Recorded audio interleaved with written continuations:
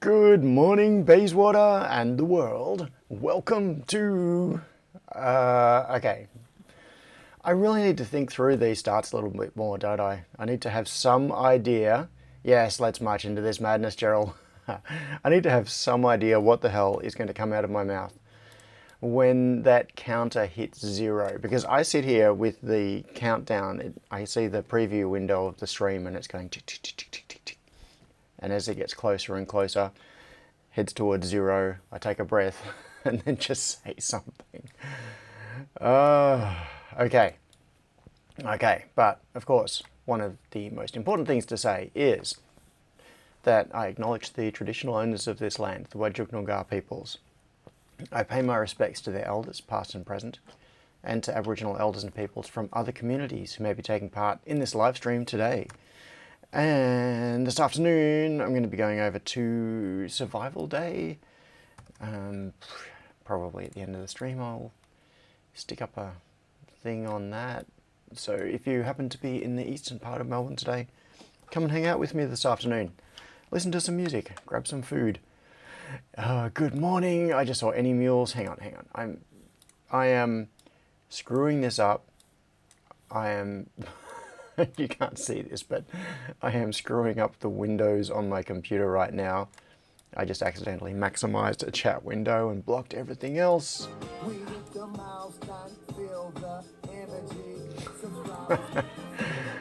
Okay, so now, Curtis Brooks, member for 13 months. Good morning. Hang on, what's that? What's that little emoji thing? The icon. Science. Curtis Brooks is doing a science. So everybody, hello to Curtis, Crispian, Jackstech, Wagon Loads, Sharky, Immy, Michael, Tech Nebula, Stephen George, some call it fun, Amanda. I just saw Amanda comment in the chat a moment ago about being away with... Ostrov said, hello, Superhouse John. Thanks, Henrik. Russell, Gerald, Tassie Bob, David House, Simon, Any Mules, and... I was very tempted then. I bet nobody would get this reference. Okay, so first I'll say, hello, Henrik, and then I'll say, and Baby Shadow. Does anyone have any clue what that reference is to? That is one of the most obscure bits of pop culture reference ever. Unless you listen to a very, you have a particular niche interest and you listen to a particular podcast about that niche interest, you would have no idea. So, if anybody does recognize that Baby Shadow, I will be shocked. What is... Oh, okay. I say... Hey, why didn't that work? I don't know why that didn't play. Henrik Ostrov said, hello, Superhouse John. Thanks, Henrik. Bad word detected. Say cute. Oh, it was just a question. Only the shadow knows, says Wagon Loads. Some call it fun, says grabbing my coffee. I haven't yet finished mine. I got one on the way this morning.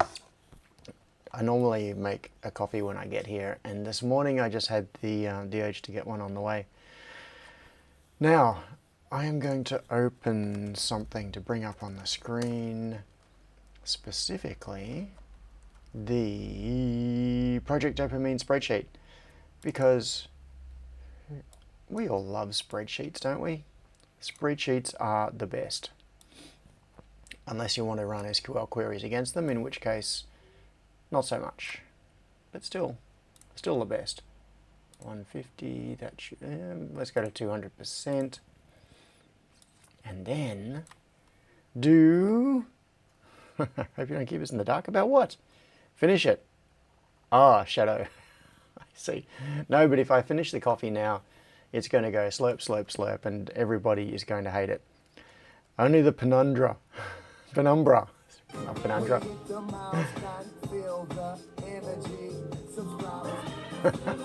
Thanks, Henrik. So, Henrik, has been a silver supporter for 10 months. The question from Henrik was, how was your week and did you order the boards? My week was good. Yes, I ordered the boards, is the answer to your two questions. In fact, what I will do is I'm going to go to jlcpcb.com and check the status. Let's see where it is up to. Last time I checked, so I placed it was a pretty big order that I placed. It had boards for several different clients. Order history. So I'm not sure if I'm going to be able to show you this on screen. I'll see what is obscured. It depends on what the boards were. Some of them might be things that I need to keep secret. No, actually this is okay. I can reveal this. This is a Crispian with more of the annoying musics.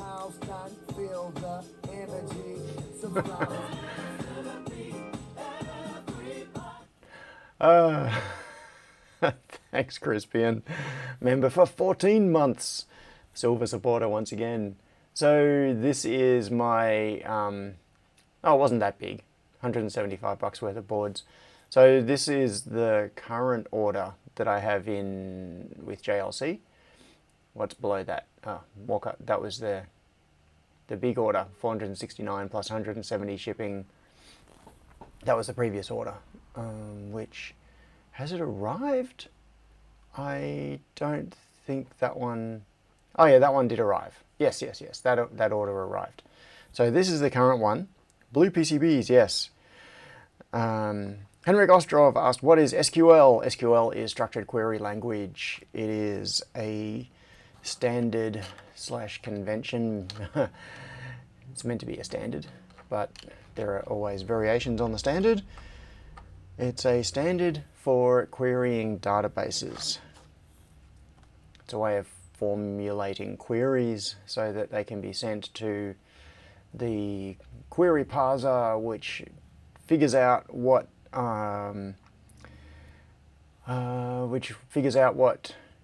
you are wanting out of the database, and then it gets passed to the database engine, which extracts the information that you want from the. Yeah. Anyway, let's get into that. Don't apologize. It's a very valid question. Yes. So where we are right now is production is almost finished. This one took a little while. So I've got this. I don't know why this took a while. What is it waiting on? It's not yet finished. Okay, so that's past final inspection from workshop to warehouse. That's a new step. I haven't seen that step in this production sequence before. And PCB prototypes. This one has passed final inspection and is also going from workshop to warehouse. I wonder if they have, maybe JLC has restructured a little bit physically so that from a logistic point of view they do the production and then it goes to a distribution center or something, and that's what their final stage is.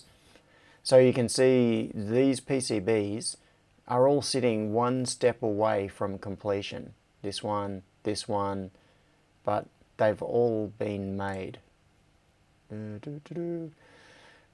Past final inspection. Now this one is the one we care about. This is the Testomatic PCB. Stephen says, maybe your jobs got farmed out to multiple different fab shops. Mitchell! Haha! You are here, Mitchell! Excellent. Good to see you. And Stephen W. is here as well. So, good morning to you both. Try it yourself? Asked Henrik. I don't know. I don't know what that meant. Okay, so this one, because this is a 6-layer board, it has it automatically gets bumped up into what JLC call their gold. No, what they call it, something different. They've got a couple of categories of production process.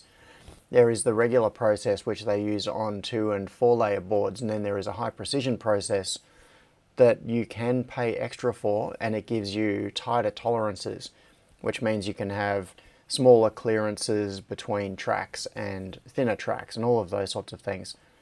And there are options you can pay for, such as having all of your vias plugged. Normally with a via, it's drilled through the PCB, then there is graphite, like some kind of a carbon layer that is pushed into the hole, and then it gets plated so that it becomes electrically conductive. But you still end up with a little hole through the PCB.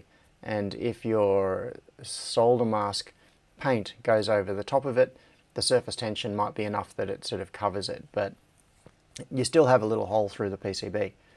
What you can do... oh, Mitchell! Yeah, supporter box music. That was cool, thank you. So what you can do is pay extra to have the vias filled. So after it's been plated, there is material squirted into the tiny little hole, which might be like 0.25 of a millimeter, and that way the surface of the board is totally flat. You can have vias filled with something conductive, like you can have them plugged essentially with solder, so that the conductivity of the via is higher. You can also have them plugged with just like an epoxy, and that makes the oh, Wagon Load says, I thought that vias were gold plated all the way through.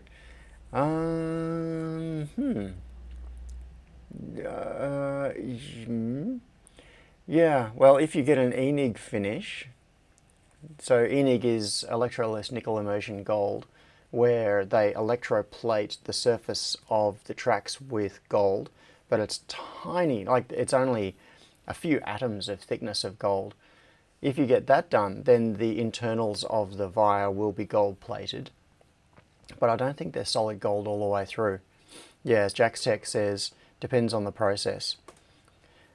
So Stephen said the epoxy fill and plate over so you can have via in pad. Nice for BGA. Yeah, that's right. So what you end up with in that process is vias that the surface of the PCB is totally flat, totally smooth, and it means that there can be a pad on top of the via with no hole through it, and you can do the vias directly through pads that are under things like BGAs, which saves you a whole lot of space because you don't have to put the via beside the pad and then run a tiny little track to it, or have the via like right on the edge of the pad. Outside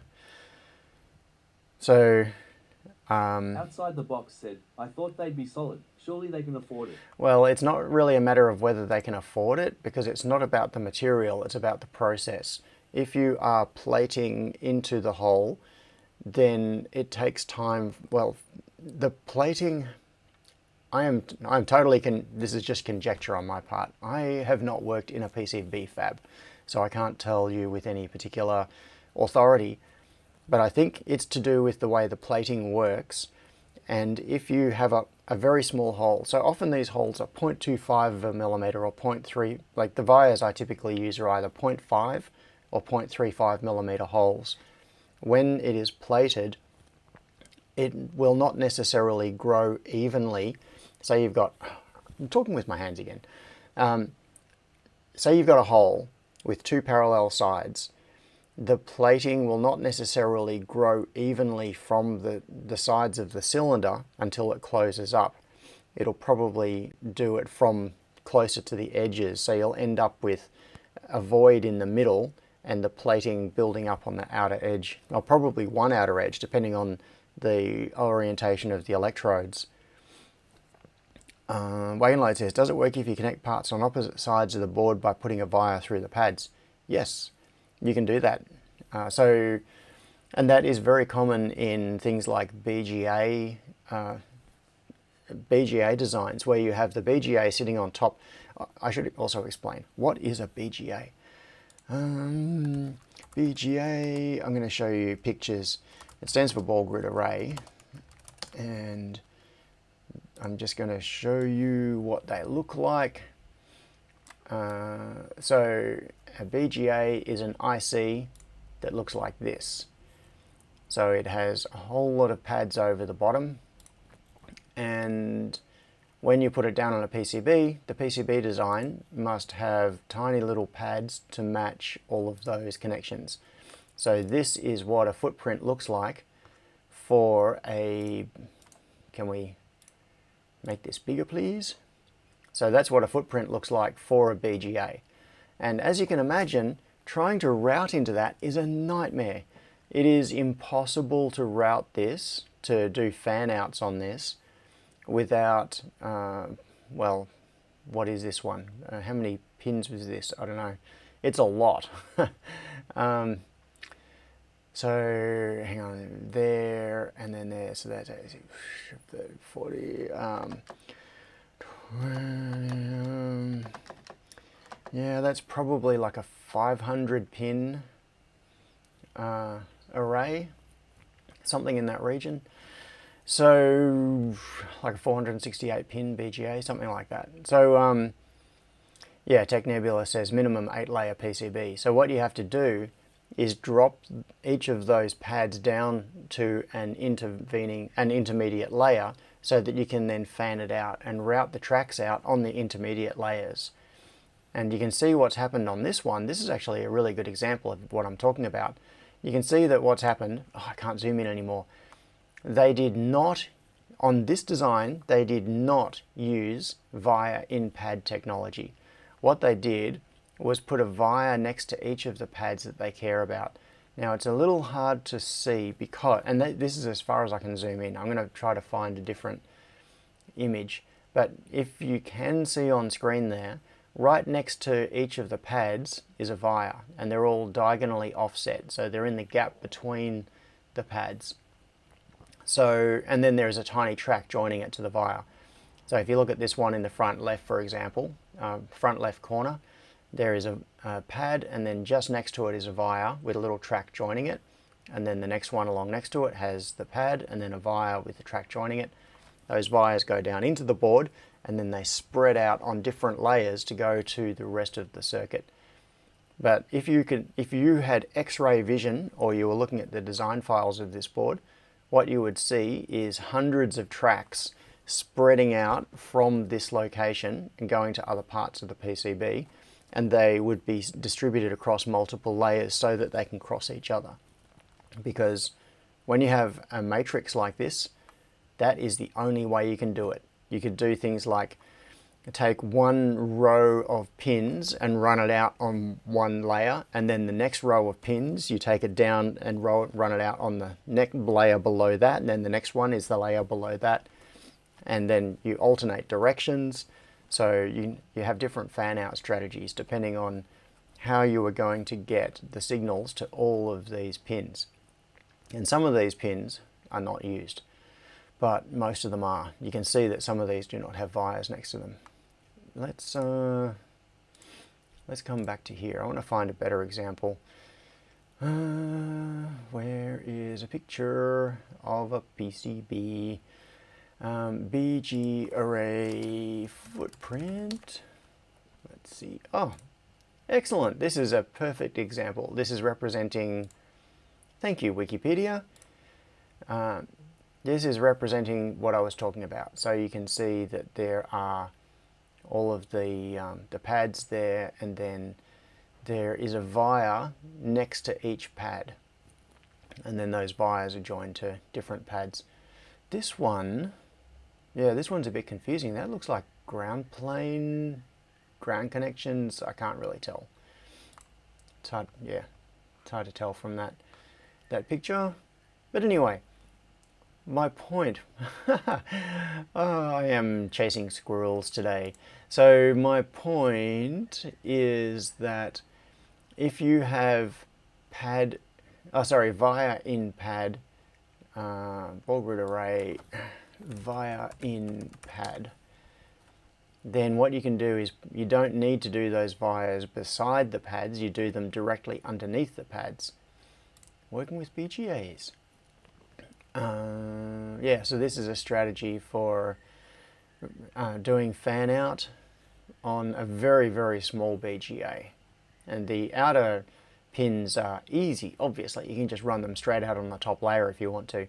But anything in the middle here You have to drop to an intermediate layer and take it out that way.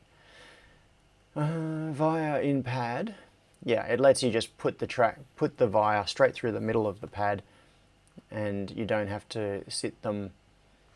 You don't have to sit the vias next to the pads. You can see in this example, there are vias here in the gaps between the pads, and then little linking tracks that go to them.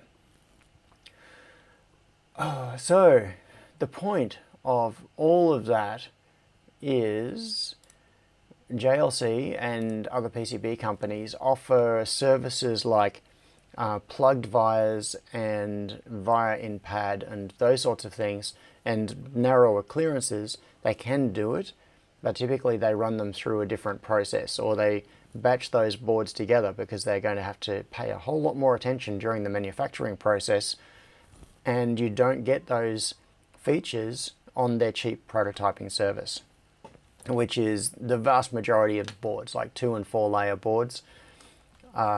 Generally do not have those features. Deep breath. However, for this one, I went to 6 layers. And so when you go to 6 layer with JLC, they force you to go to their, as I said, I can't remember what it's called. They force you to go to their precision service. And that means you automatically get, epoxy plugged vias, which are fully covered in, I'm just looking at the preview image there. I'm not sure if it shows any of that. I don't think their 3D renderer takes that into account. So layers, let's translucent view. Yeah, let's turn off a bunch of layers. Inner. These are all the inner layers. Bottom layer. Okay. So solder mask. Bottom solder mask. There's nothing on it. Top silk screen. Board outline layer. That can stay on. Oh, hang on. What's going on there? Can I drag it? No. Can I move it? Kinda. How about I do that? Fit window. Okay. So we've got the, I've turned off that, so translucent, get it? I hate it when tooltips get in the way. I'm trying to click on something that is under that tooltip and it won't go away. Get stuffed. Go. Okay, so top layer, and then this is layer 2, which is just below the top, and layer 3. So the way, because of the history, the legacy of Eagle, the way the layers are numbered is kind of strange. The way Eagle works, or the way Eagle used to work, and that legacy has followed through into Fusion, is that at some point in time, Eagle had a maximum of 16 layers that it could support. I've never designed a 16 layer board, and I've never needed to go beyond it, so I don't know if it does more than that now. I know KiCad does more than 16. Like with KiCad you can do, I don't know, but I've heard of people doing like 40 layer boards with it, which is insane. That is just ridiculous. That is really serious BGA territory when you need 40 layers. So the way layers worked in Eagle was they were numbered from top to bottom, 1 to 16, and what would happen is if you didn't use the intermediate layers, they were turned off, but the numbering didn't change. So the top layer was layer 1, the bottom layer was layer 16.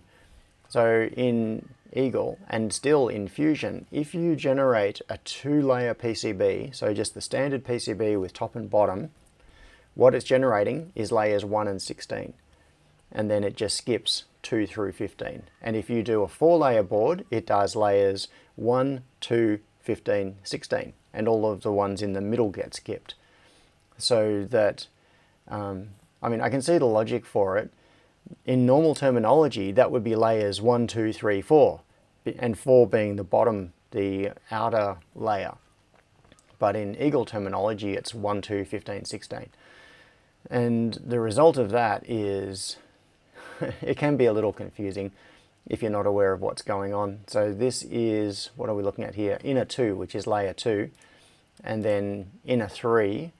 No, that's layer, top layer is layer 1, inner 1 is layer 2, inner 2 is layer 3, and then inner 3 is layer 4, which in Eagle terminology is layer 14.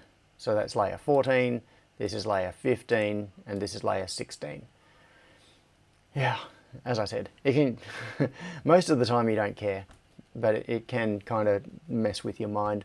So the result is that this board, which has 6 layers, it automatically got bumped to JLC's high precision process, and the browser window turns gold, black and gold, and you know, they make you feel like you're getting something special, and they charge you more for it. So as you can see, it cost $82 for 10 boards.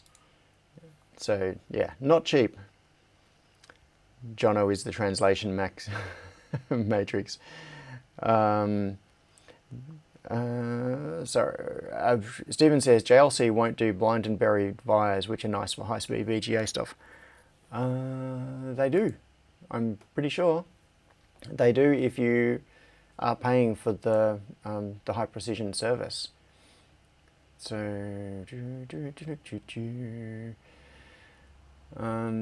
order history, yeah, which is what ended up happening with this one. So yeah, it took a little while. Let's have a look. What was the date? Build time 5 to 6 days. Yeah, so it started on 25th of the 2nd.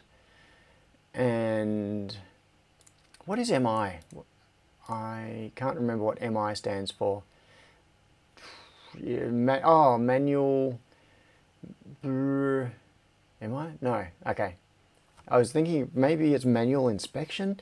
There's a stage right at the start where the production files are inspected, just to see if there are any screw-ups, like you've run parts across each other or whatever, like you're overlapping things or putting drills too close to the edge or something like that. So they do a rules inspection, and I think that might be what the MI process, that part of the process, stands for. So it went from 2:47 a.m., so starting early in the morning, China time, on 25th of the 2nd, and it finished final inspection in the evening on 1st of the 3rd. So yeah, it pretty much ran to schedule. It took what they expected, 5-6 days. Stephen W. Manufacturability inspection. I think that might be it. Jaxtech also suggested manual intervention. Michael had the Mission Impossible suggestion, which could well be it. Michael says, make incredible. Yes, let's make incredible. Yeah, Stephen W. I think you are correct. Manufacturability inspection is probably the correct terminology there. And then it's done all of the, yeah, so here we go, via filling with epoxy and copper paste. So yeah, here we see the these steps of the process. Plated hole dry film, and then via plating, so this is when they do the electroplating through the little holes, and then via filling with epoxy and copper paste. Then drilling after that. But this is a different type of drilling. This is drilling the non-plated through holes. That'll be like corner mounting holes and all of those sorts of things. And that gets done after the layers have been sandwiched together, so that the holes just go through the whole lot. There are no alignment issues with the holes. conductive adhesive. Interesting. Image the outer layers, pattern plating, and automated optical alignment. Oh, automated optical inspection, sorry, etc. There are quite a few inspection layers. So there's the initial one. Where else is there? We've got, no, image the outer layers. That's not inspection. That's part of how the outer layers are put down from the design. It's like optical printing sort of thing. Automated optical inspection, and then automated visual inspection, then electrical test, and then final inspection. So it's, yeah, they do a few tests along the way, which is pretty cool. Silk screens, etc. Says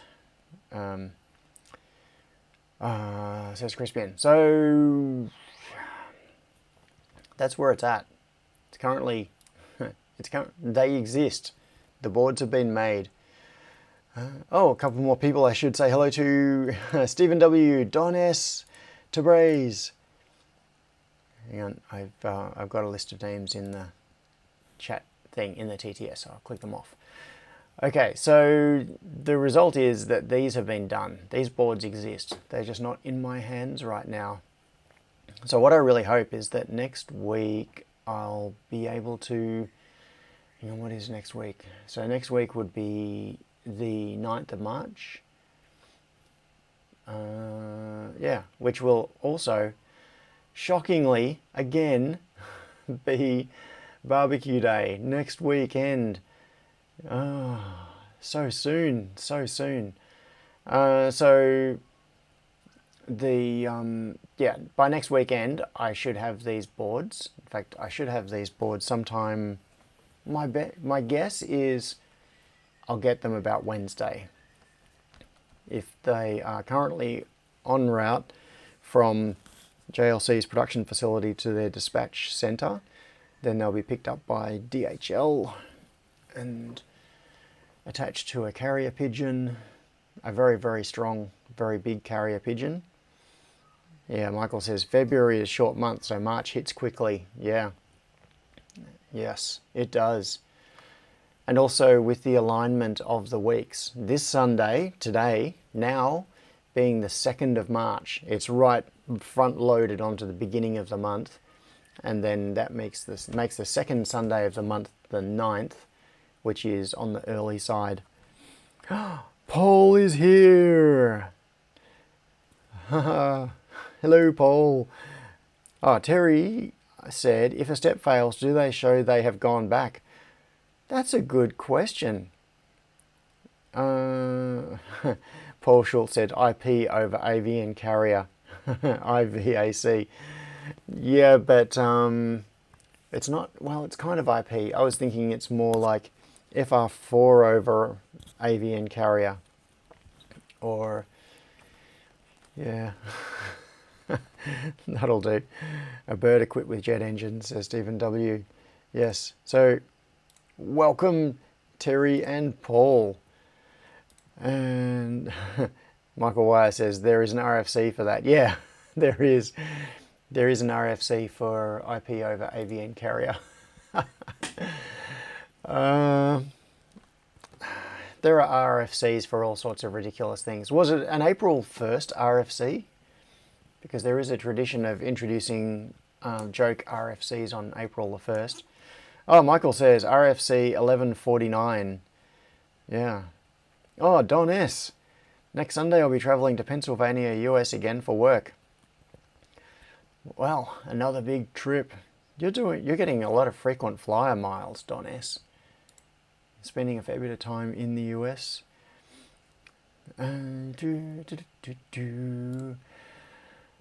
Oh, I have a board in the shopping cart. What is that? Oh, that's right. That's a client board. That's a low priority client board. There were some trivial changes that a client wanted to a design.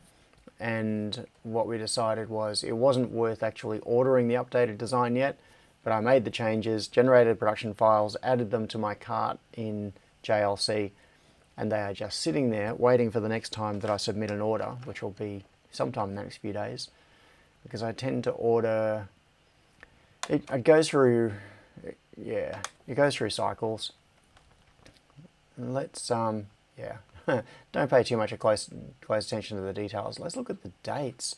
So there was 24th of the 2nd. That's the one that is currently just about to ship. My order before that was 12th of the 2nd. Before that was 11th of the 2nd, 17th of the 1st, 14th of the 1st, 9th of the 1st, 18th of the 12th, 2nd of the 12th, 21st of the 11th. So I order, I mean, as you can see, it goes through little bursts. There were 3 orders in 1 week, and then sometimes there are 2 weeks without an order. So yeah, I probably order from JLC on average once a week. And each one, typically, as you can see, there are multiple boards in each order. So I'm probably ordering, just like my gut feel says that I am ordering probably 2 or 3 board designs per week on an ongoing basis. Just as an average, that feels like a lot. Do I really do that many? I probably do. Yeah, this weird thing happens where I spend so much time doing board design that when, like, how do I explain this? It's kind of like my default activity, and if I don't have a specific thing like that I have to do right now, I'll open Fusion. I actually found myself doing this. This was during the week I did this. I went home and it was probably 11 o'clock at night. I think it was 11. And I grabbed a drink and sat down and pulled out my laptop. And because it was still early, like 11 o'clock, I don't normally go to bed by then. It's normally a little bit later than that. So it was like, oh, it's not time to go to bed yet. I pulled out my laptop and launched Fusion. And then as it was opening, I thought, what the hell am I doing? Why am I even opening it? I didn't even have something that I needed to do. It was just like a reflex of, this is what I do to fill all available time. That's really sad. So do you need an apprentice or something? I don't know what I need, Henrik. No.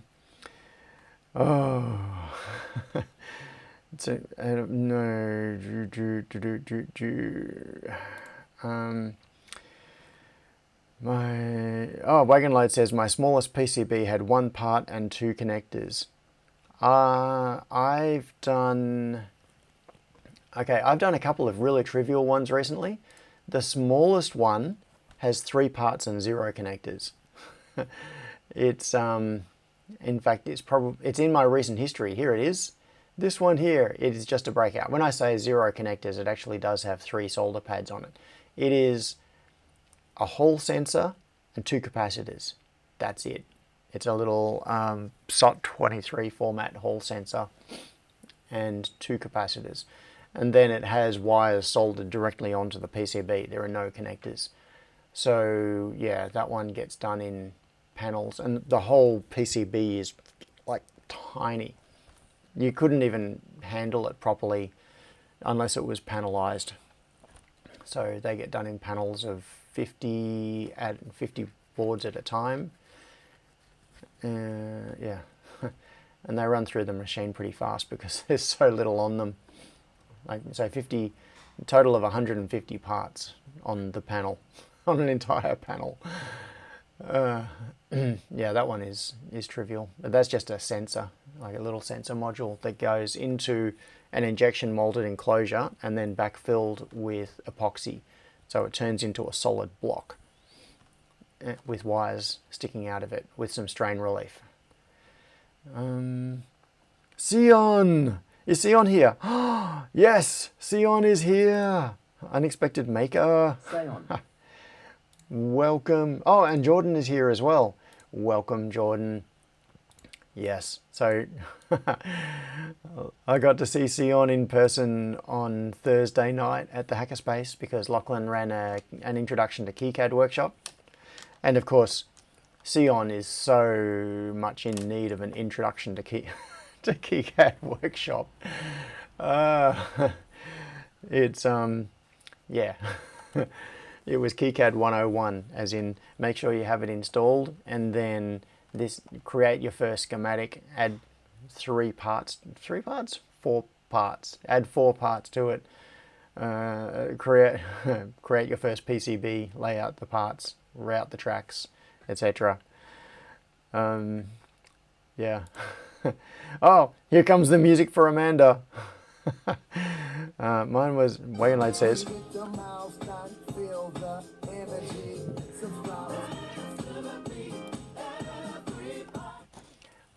I realized too late that that was an opportunity for me to take a drink. So I'm going to take a drink right now.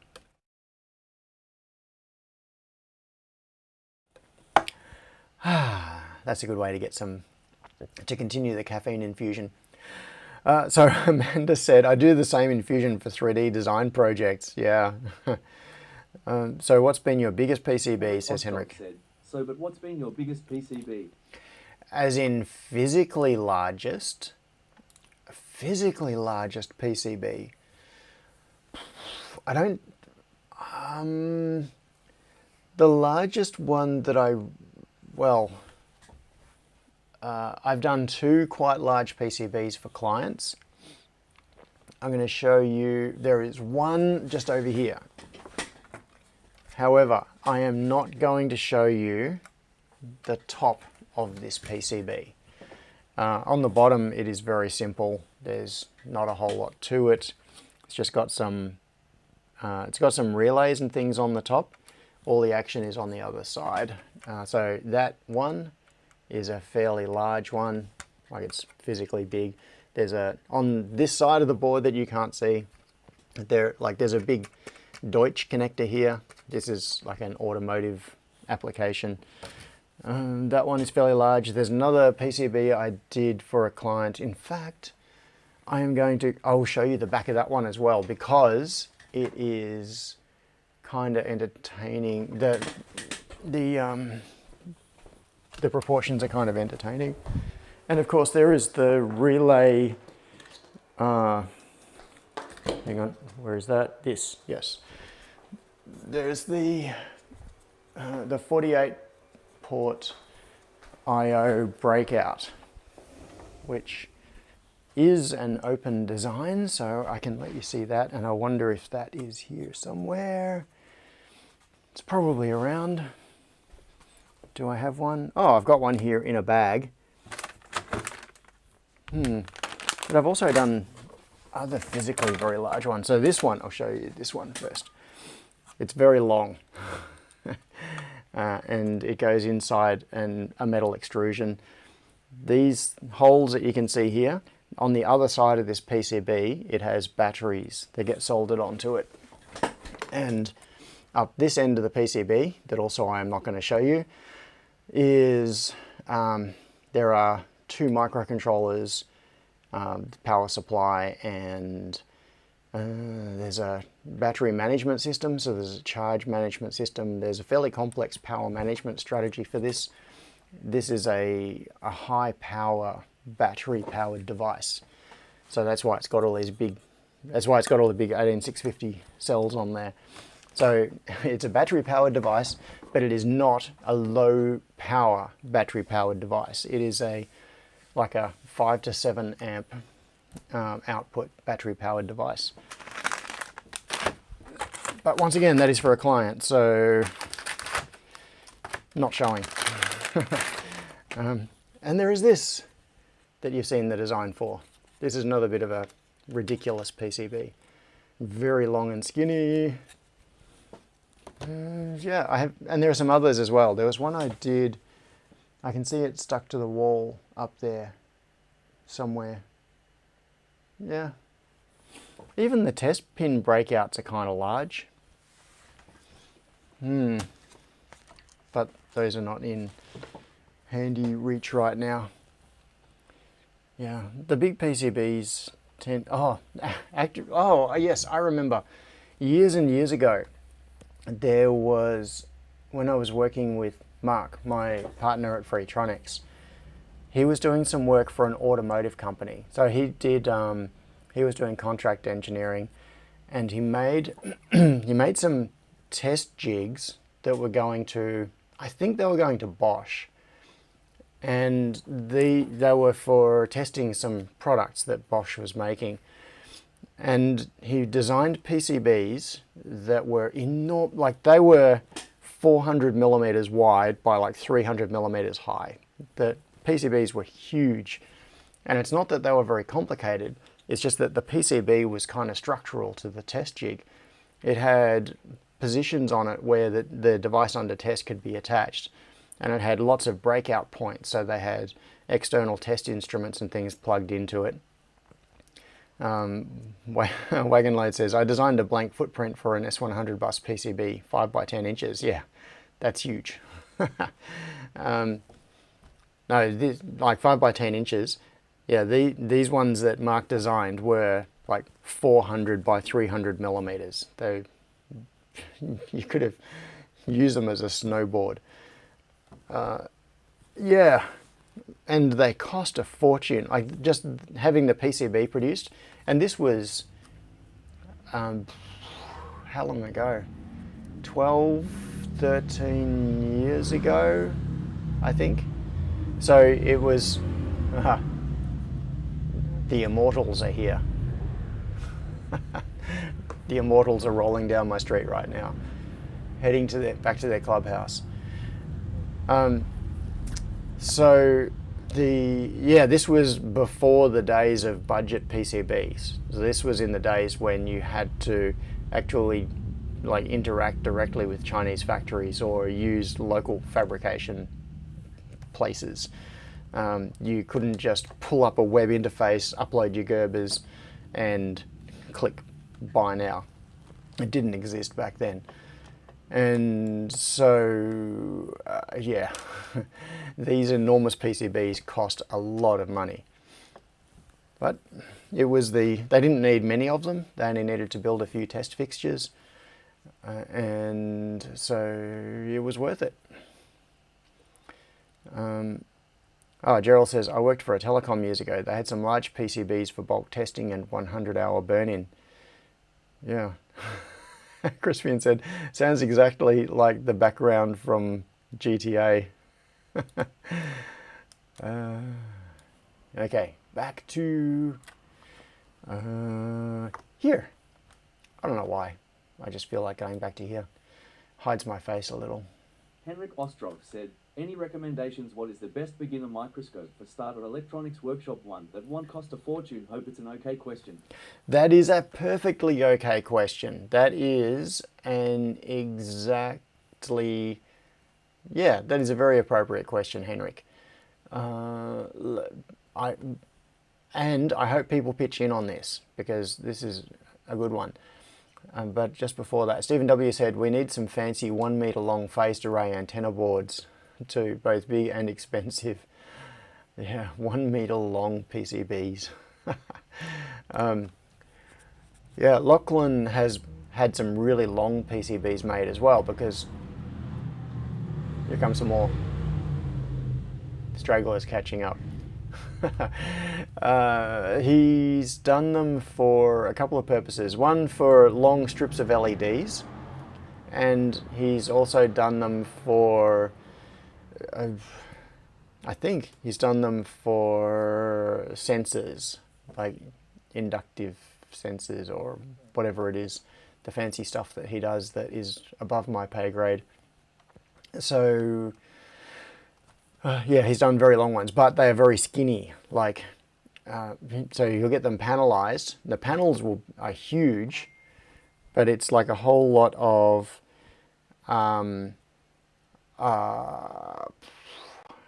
sorry, I just got a message that is annoying.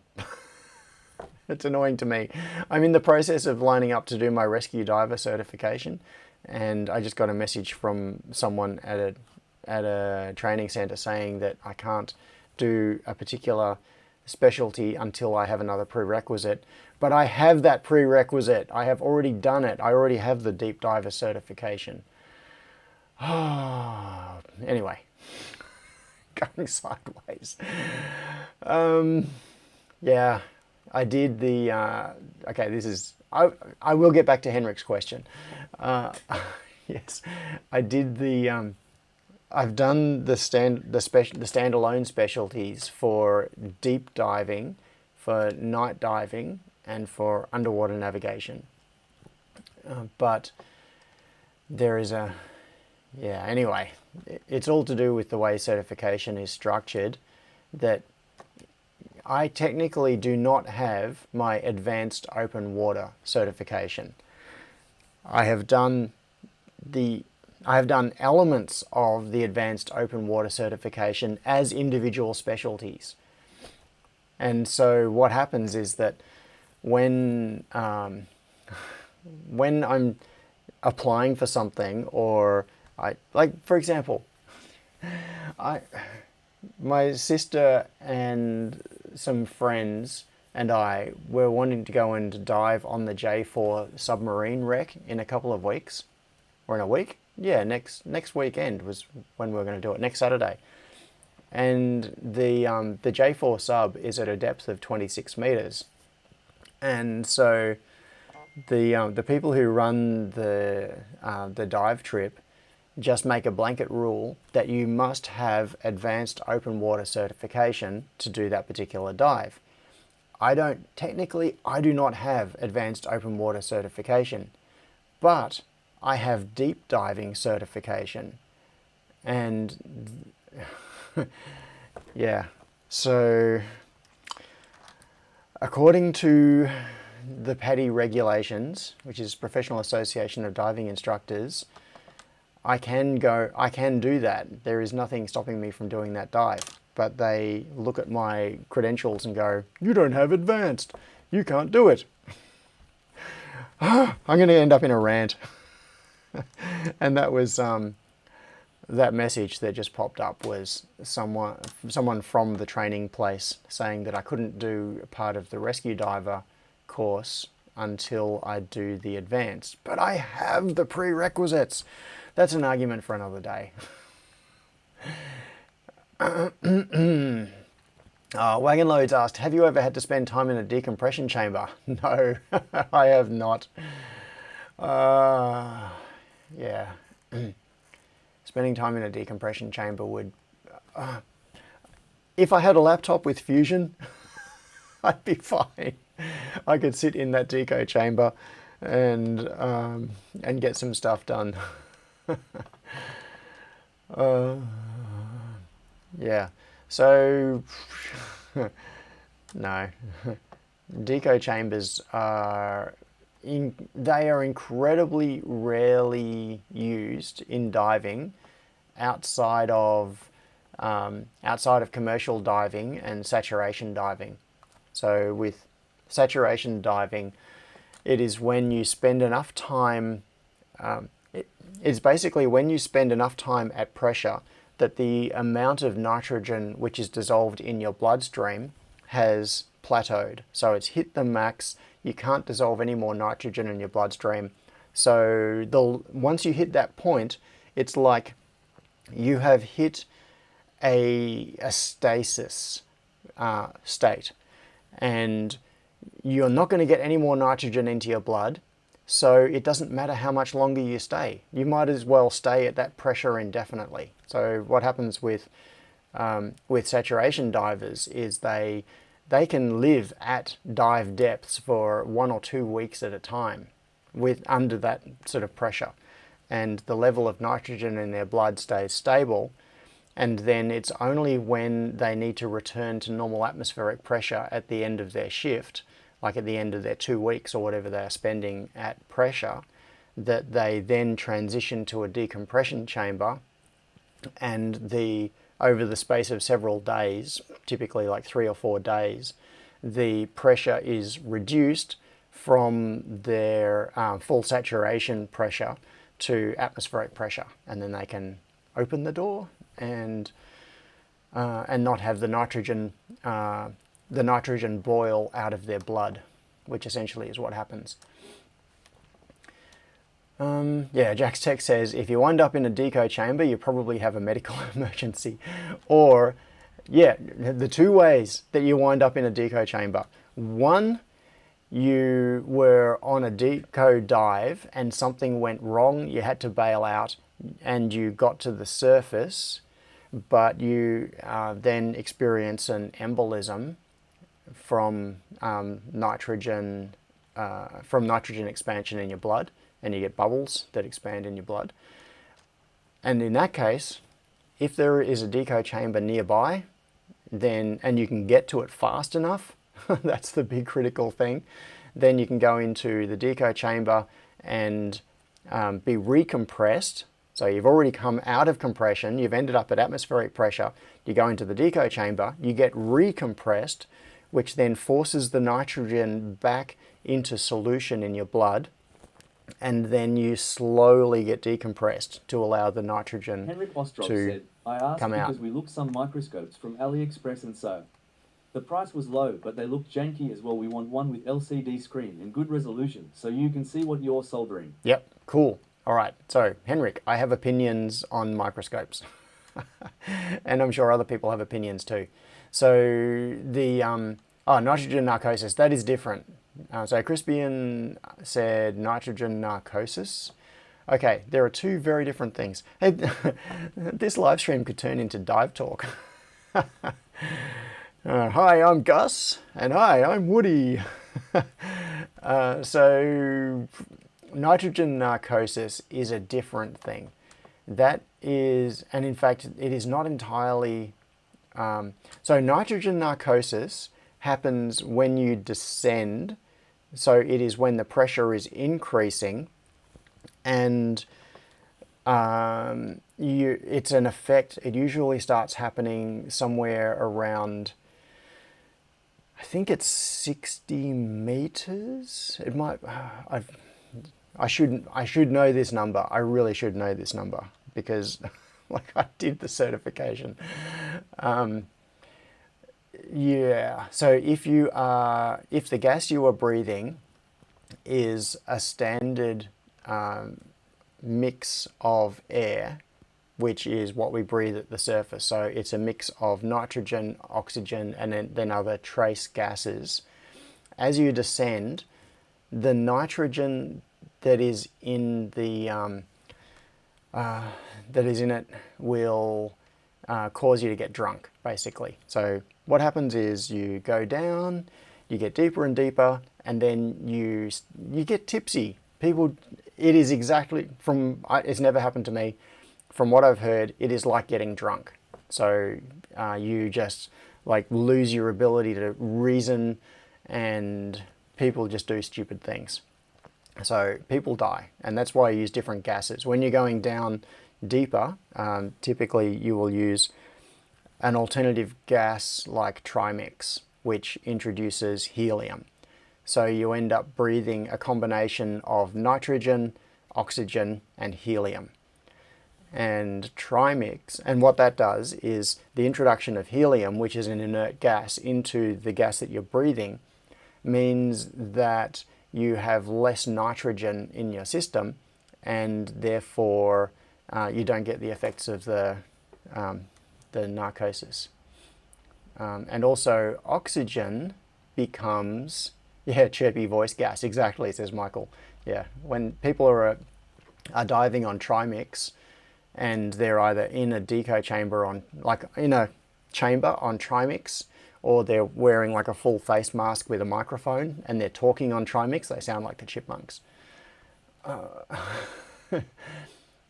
And Sion says internet went down just as I got on the stream. I'm cursed. Yeah, so even if my internet works fine, I break other people's internet simply by streaming. So so the three, there are other variations, but there are the three common gases that you use when diving are normal air, which is just the same nitrogen oxygen mix as we have in the environment around us. There is a gas called nitrox, which once again is still it's still nitrogen and oxygen, but the proportions are changed. And then there is trimix, which is nitrogen, oxygen, and helium, which is more expensive. It's an expensive gas. So yeah, and you need special certification. Greg, good morning, Greg. Yeah, so you need special certification to dive either nitrox or trimix. And nitrox isn't that, it's only a couple of bucks more expensive than getting an air fill. So getting an air fill with a tank is just a compressor, basically. It's a very high pressure compressor with filters so you don't end up with oil and other nasty things inside the tank. So you end up with very clean air under high compression. Filling with nitrox is slightly different because they can't just pull out of the air, compress it and stick it in your tank. They actually have to do the adjustment of the nitrogen-oxygen ratio and compress that and put it into the tank. Trimix is the mix of the nitrogen, oxygen and helium compressed, put into the tank. So trimix refills cost more than nitrox refills, which cost more than air refills. So, yeah, maybe I should start a YouTube channel talking about diving stuff. Oh, Caisson's disease, yeah. I am so tempted to just go off on this. So, Gerald42 said decompression sickness or Caisson's disease from the workers in caissons to build bridges. So something that so a caisson. All right. For those of you who don't know what a caisson is, I think it's a French word. Basically, what it is walls built down into the water to hold the water back so that workers can be on the bottom of something like a river and building the foundations for a bridge. And there was a famous incident. Sorry, squirrel, says Gerald. Yeah, there was a famous incident in, I think it was in New York. It was one of the bridges that was being built in New York, like, I don't know, 150 years ago. And part of the plan was to use caissons to create these dry, it was like, how to describe it? It's like the opposite of a fish tank. Instead of keeping water contained by the walls, you keep the water out. Brooklyn Bridge. Yes, I think that was it, Gerald. The Brooklyn Bridge, yeah.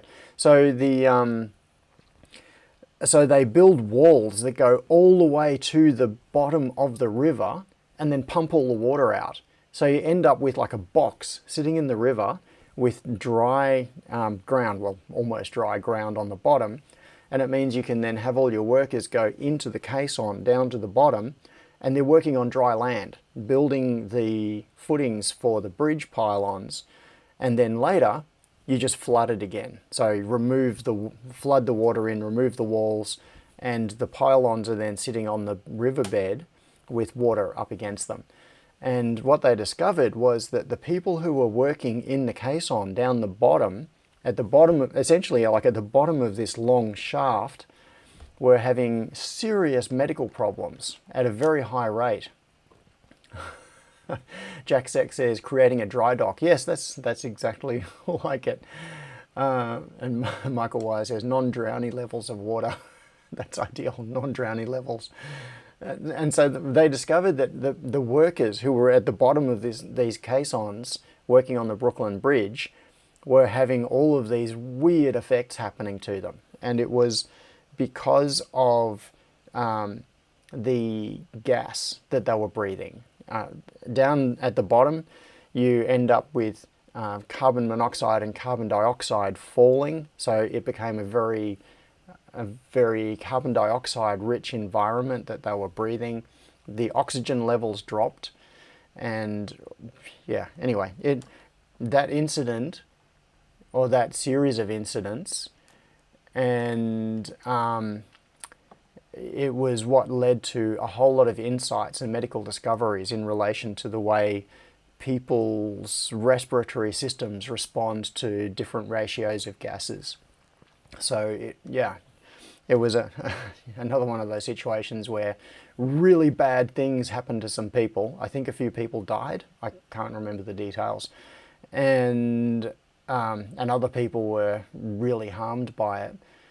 And it resulted in people trying to figure out what was going on, investigate the situation, and discovered that it was the change in the gas ratio once you get down into that confined space. Jack's Tech said, it's why our beer cellars all have CO2 warnings on them now. Yeah, and it's why you do not go into a confined space unless you really know what you're doing. So, yeah, it can be really deceptive. You can have a hole in the ground that's open to the air. Like it's there is nothing blocking access to it. You could chuck a ladder into it, climb down the ladder, be down the bottom, and think it's all connected. Like the air is open, it's open to the air, like being down the bottom of a well. And a minute or two later, you're unconscious because the CO2 level down the bottom there happens to be higher, and then you don't get the oxygen that you need. And bad stuff happens, even in what might look like an open environment. Jack's Tech said, CO2 sinks and it kills. Yeah.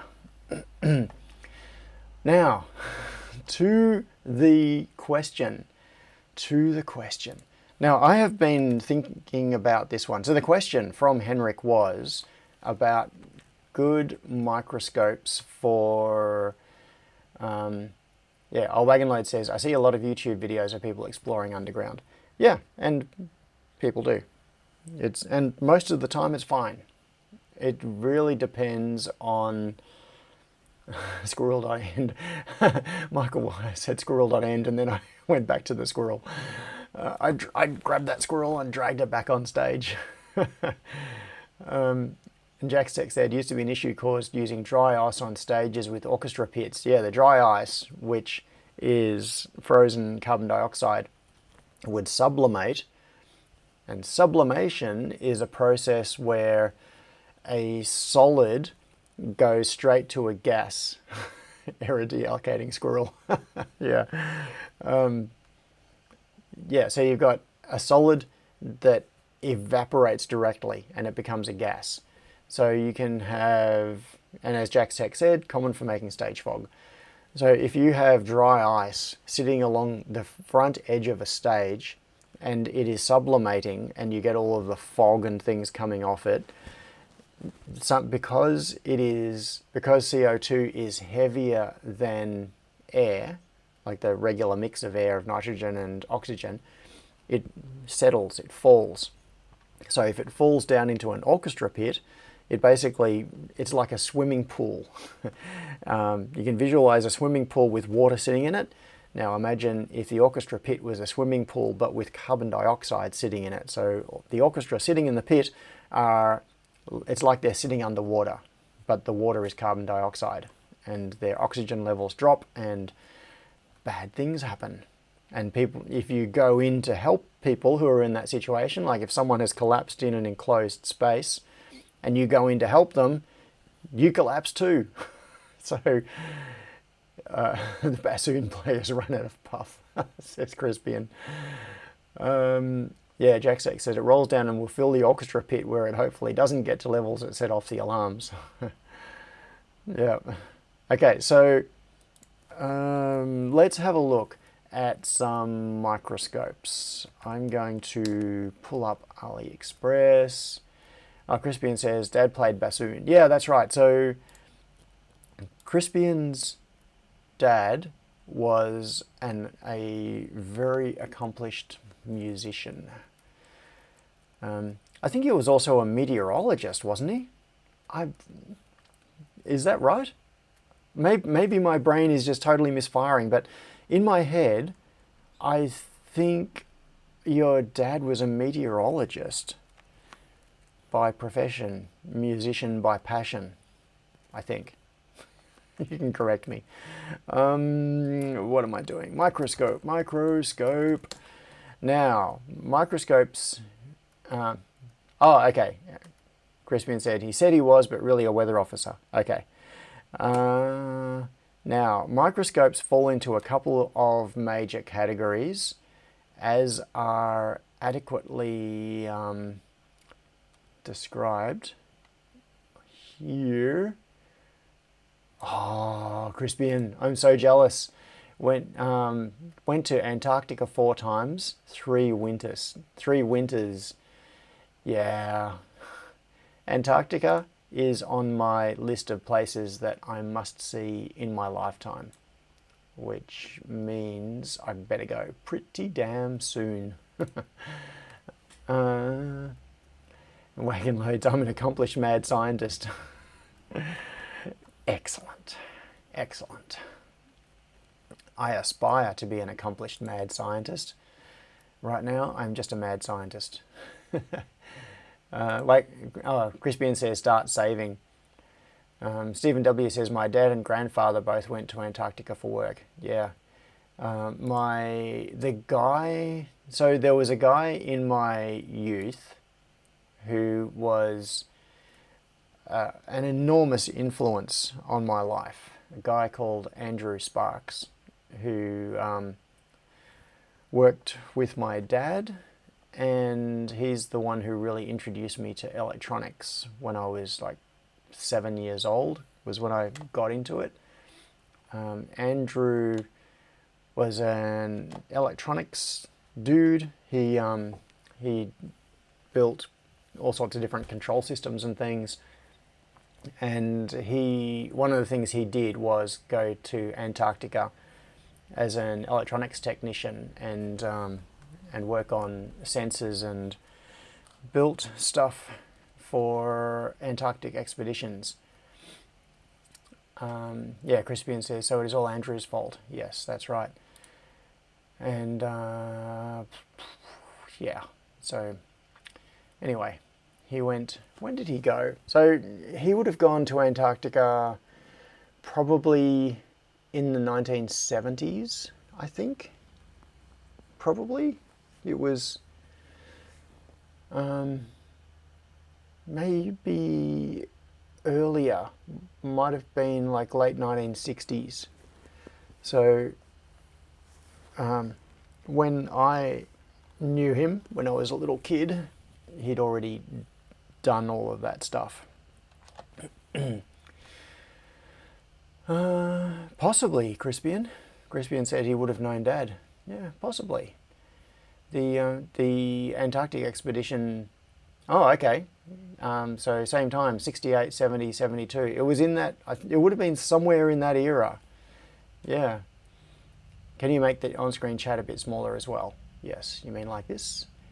The downside of doing this is that it makes the lines very short, but that's all right. Do they make webcam microscopes? Yes. In fact, these ones that are on screen right now, if I bring this to the foreground. All right, so microscopes. There are 2 major categories of microscope, and then there are subcategories within those 2 major categories. This is in relation to electronics work, at least. So there are other classifications of microscope totally outside of the scope of this conversation or this particular requirement. So I'm talking here about benchtop basic optical microscopes that let you just see things with your eyes. And I'm not talking about for things like cell observation or situations where you have oil contact microscopes. So I'm talking about basic contactless microscopes. If you're using microscopes for biological reasons, it's quite common to do things like take a sample, slice it super thin, put it on a microscope slide, put a cover slide on top of it so that there is a piece of glass that covers your sample, and then you put a drop of oil on top of the cover slide, and then the microscope lens comes down and contacts the oil.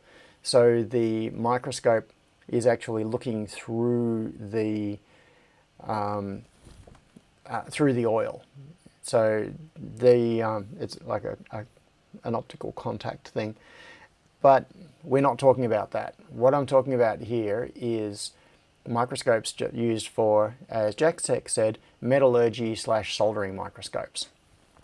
And then of course there are the other classes of microscopes like electron microscopes, etc., that are totally outside of the scope of this conversation.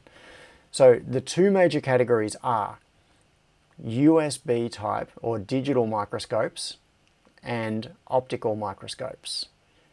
And so the digital type, like this one here, versus the optical type like this one here. The big difference is with the digital microscopes, go away. With the digital microscopes, it is essentially like a webcam. There is a camera underneath with some optics. The major difference between this and a webcam really is just the lens.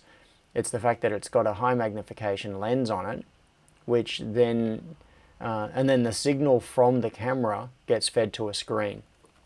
So what you are looking at is a screen that is showing the image taken from the camera that is looking down at the subject of the thing that you are looking at. Okay, so in this case, you are not directly seeing with your own eyes the light coming from the object. You are seeing a screen that is representing a picture of the object. So you're looking at a picture. With the other type, which have a direct optical path, no, go away, stop trying to get me to sign in. The direct optical path, there can be a camera attached to it, but that's not what you're using to look at it with. On this type, what happens is the light path comes up through the bottom, just like with the other type of microscope.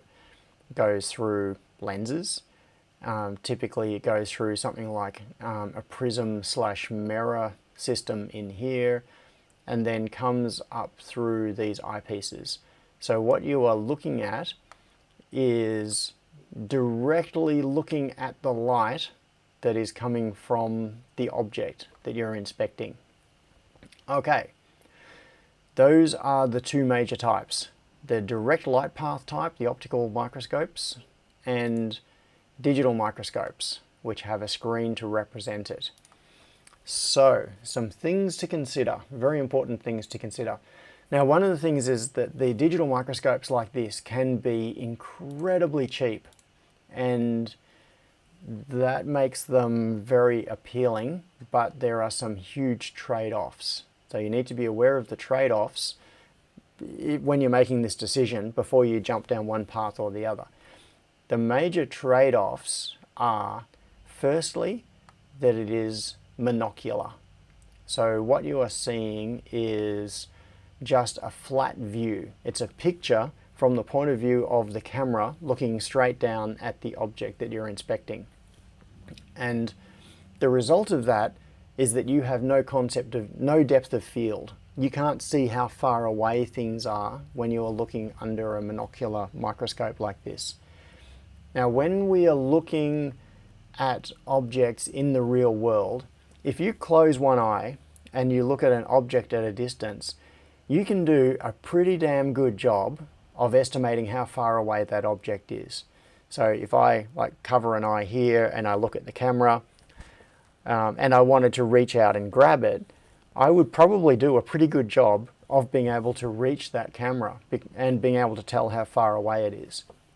Now the stereo vision helps with that, but you can still get away with using just one eye, which effectively is what's happening. When you are looking at a screen like this, it's like you're looking with only one eye, because both your eyes are seeing the exact same image. So you can't use stereo vision to tell how far away something is. But this is the kicker. In the real world, with one eye, you can get around pretty well, because we know relatively how big things are, and we can use size and relative position of things to figure out how far away things are from us. But under a microscope, you don't have those visual cues or the references to be able to see that one part of this, like the eagle beak, is a different distance away from you from, you know, this little egret sitting here. And so your vision, if you were looking at this image, in fact, I'm going to see if I can zoom in. Oop. Your brain might tell you, this is actually a really good image to use as an example. I like this. Your brain might tell you that the beak on the egret in the foreground here is closer than the beak on the eagle, because if you look at the composition of the scene, your brain is processing the egret as being in front of the eagle.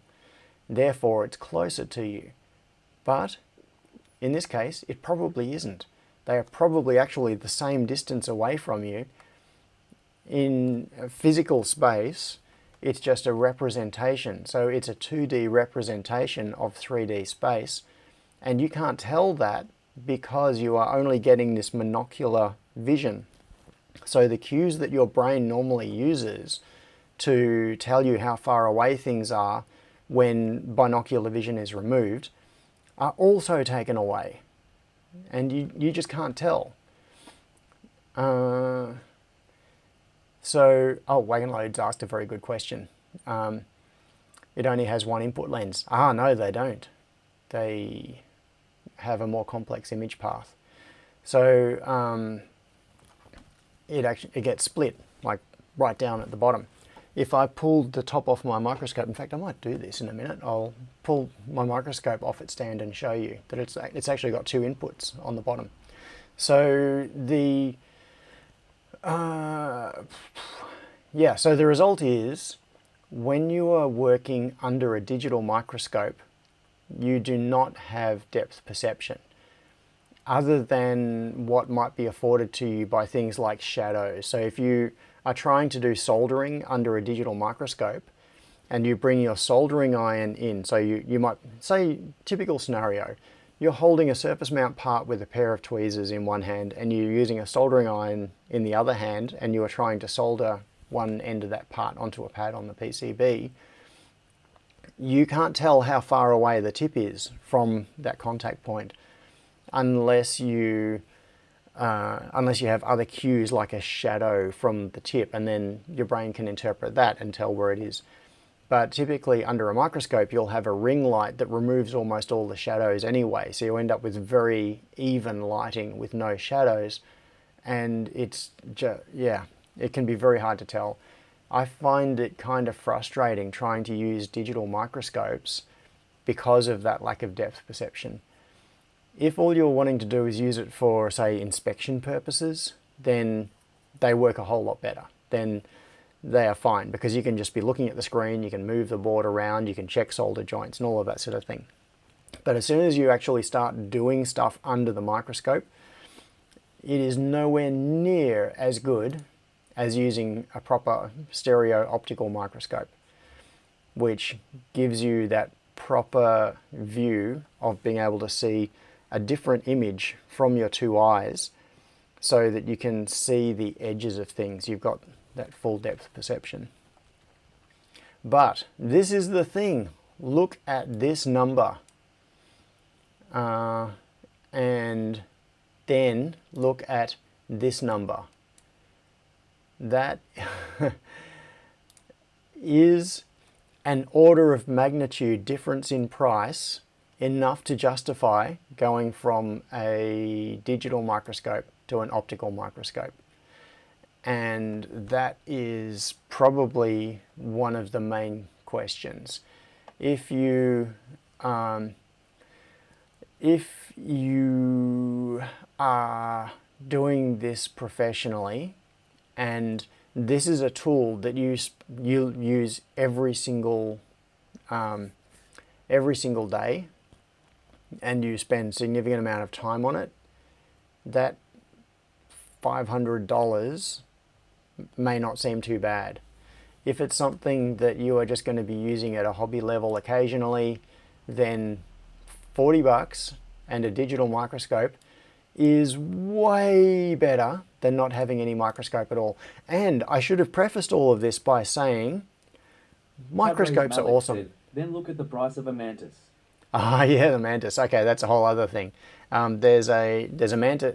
Lachlan has a mantis here, and they are crazy. But that's another rabbit to follow, to chase, or another squirrel to chase. So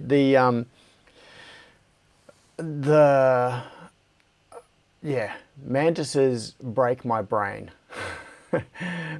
We might talk about those soon, sometime. So, in fact, what would be really cool would be to get Lachlan's mantis set up and demonstrate it at a barbecue so people can see it for themselves. Yeah,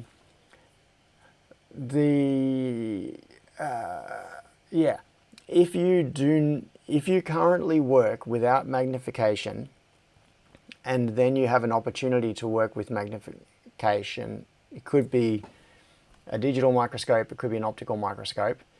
The difference is like, I was working blind and now I can see. Yes. Ooh, okay. So, Sion said, something else. I have my original $1,200 scope upstairs and bought a new $600 same spec microscope for downstairs, and they are miles apart in both quality and vision. I cannot view boards comfortably in the $600 version due to a massive lack of eye adjustment, and the optics are just much worse. Yeah. So this is one of those, you get what you pay for. Same lenses, same filters. Oh, interesting. Okay.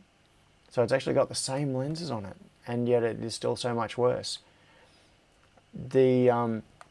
So Sion, do you have a particular recommendation for... What I'm particularly interested in is the good quality stuff. So I have a couple of stereo microscopes here. I've got the one on my bench, which has the camera on it. There's another one. In fact, if I switch to this view, you can see it right there. There is a stereo microscope right there. And there is another one just to my right, just here, which is the one that I normally use. And there is a distinct difference between those two. So I can tell that when I use that one, it is not as good as when I use the one that I have now, even though they actually came from the same supplier. They're slightly different models. One of them is simulfocus. David T asked Amiscope. No, there's a brand called Amscope, AM-scope. Yeah, David T, Amscope simulfocus. Yeah, so all right, this is getting into the weeds a little bit. All right, how about I back up just a fraction? So so Sion says, my original one is like your original, but you didn't have simulfocus on your first and mine was. Yep. Yeah, David T, yep, typo. Cool. So and that is actually the reason that I bought the second one. This one that's over my shoulder here, that is my second. I've got another stereo microscope as well. I actually have 3 of them. I totally forgot. The third is in a box upstairs. And and when I say the third, it was actually the first. The first one I ever bought was that one is terrible. Okay. So do not take this as a recommendation of the one to get. This was just when I went to, all I did was search for microscope on AliExpress, and that was the first thing that came up. It was... Henry Ostrov said, it's good advice, thanks. We don't need Yay SMT Pro level. We just need SMT to inspect smaller PCBs and stuff. We thought SMT along the lines 200. Okay, cool. And as Greg pointed out, but very hard to justify the cost increase without actually using them. Oh, awesome. Sion said, let me find my links. Hang on. Okay, so for those of you who don't know, and I have said this before, like I have pimped Greg's Twitter, although I don't think he posts on Twitter much anymore. I still call it Twitter. So for those of you who don't know, Greg Devil does really nice assembly work, and in the past at least has posted some photos of solder paste application that is just chef's kiss. Like the nicest solder paste application I've ever seen. It's totally bragging, like, ooh, look how good this is, but totally justified. So Greg does really, really nice design work, and very, yeah, Greg says no new Twitter stuff for over a year. Yeah, Twitter is on the out. And oh, Wagonloads asked a good question. Yeah, okay, we'll get to that, which is DIY sort of approaches. So if there is anyone else who knows about microscopes and getting good macro photos and that sort of thing, then Greg is the person.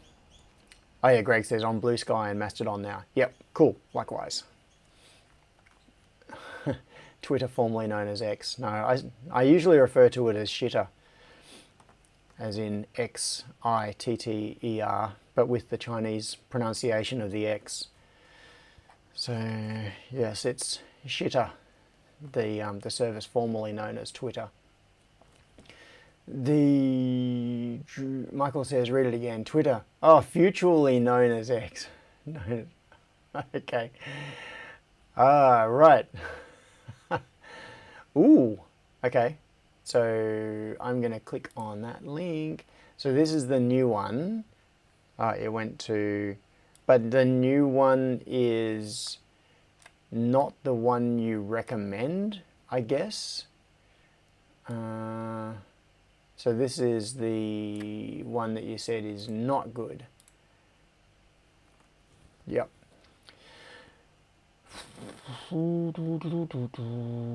Secondhand. Oh, Greg says, I bought a secondhand Moji, a Japanese brand, much clearer picture than a $500 AliExpress unit I bought for my old office. Yeah, cool. Yeah, my first microscope, which is also pretty decent quality, was secondhand. I bought it from an assembler, actually in Adelaide, funnily enough. So Greg's in Adelaide. There was some PCB assembly lab. I don't know where it came from, but there was somewhere in Adelaide that was doing PCB assembly. And at some point they revamped a whole lot of their equipment and they sold off various things, including microscopes, on, I think it might have been on eBay at the time. And I bought one. And yeah, that was my primary microscope for many years.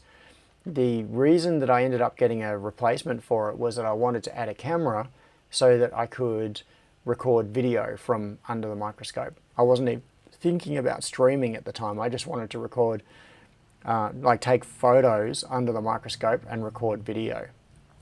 So that's why I ordered that one that is over my shoulder, which is a trinocular microscope. So it's got the binocular aspect, which are the two lenses that go onto your eyes. And then you can see here that there are three parts to it. There are the two eyepieces, and then there is the third piece up here. And this is why it's trinocular, not binocular. The third optical path is for a camera, so that you can have a camera mounted on top of it that is looking down through the microscope while you are looking at the eyepieces. You can see there the third optical path up here for the camera. So that's why I bought that one. It's because it's trinocular. Now, when I bought it, I screwed up. I did not realize that it did not have 3 distinct optical paths internally. So this is a trap that you can fall into. For the good quality microscopes, they have 3 optical paths, one dedicated to each eyepiece and then one dedicated to the camera mount. And so what you can do is have the camera on there and taking photos or recording while you are using both eyepieces and getting full stereo vision. But on the cheap trinocular microscopes, they cheat. And what they do is they piggyback the camera optical path into one of the eyepieces. I've seen it on the left eyepiece. I don't know if it's ever done on the right. But anyway, what they do is they have a little mirror in here that flips position so that the left optical path can either go to the eyepiece or it can go to the camera port, but it can't go to both at the same time. And that means that anytime you are using the camera, you have only your right eye works. Your left eye stops working. It's just black. So you lose that depth of field once again, and you're back to just a monocular microscope, which is very frustrating. So with that one that's over my shoulder, it's not simulfocus. If you want to use the camera, then you lose one eyepiece.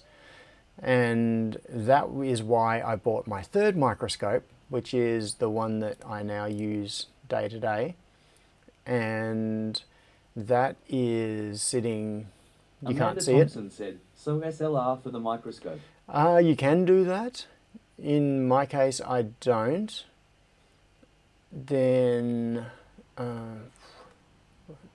oh, there are some more comments from Sion. I'll get back to that.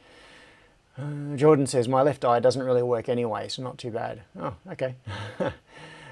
Yeah, so you can put an SLR camera on it if you get the correct adapter piece for it. There is a standard, I think it's called a C-mount. I can't remember. It's a little while since I've looked at this.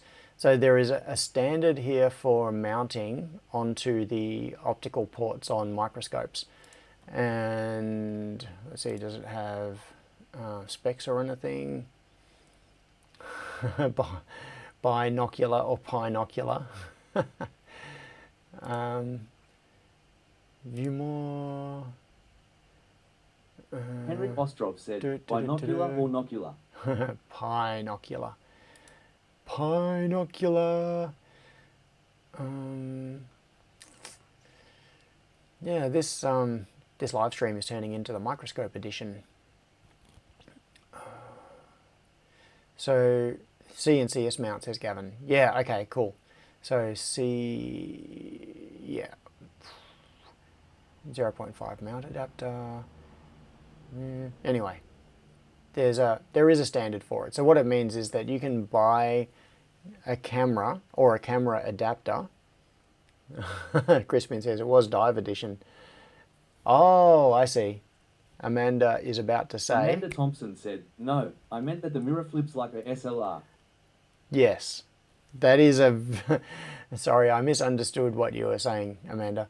That is actually a pretty good way of describing it. Yeah, in an SLR, when you have a real a real SLR, you have the optical path from. So I'm talking about cameras here. SLR, single lens reflex.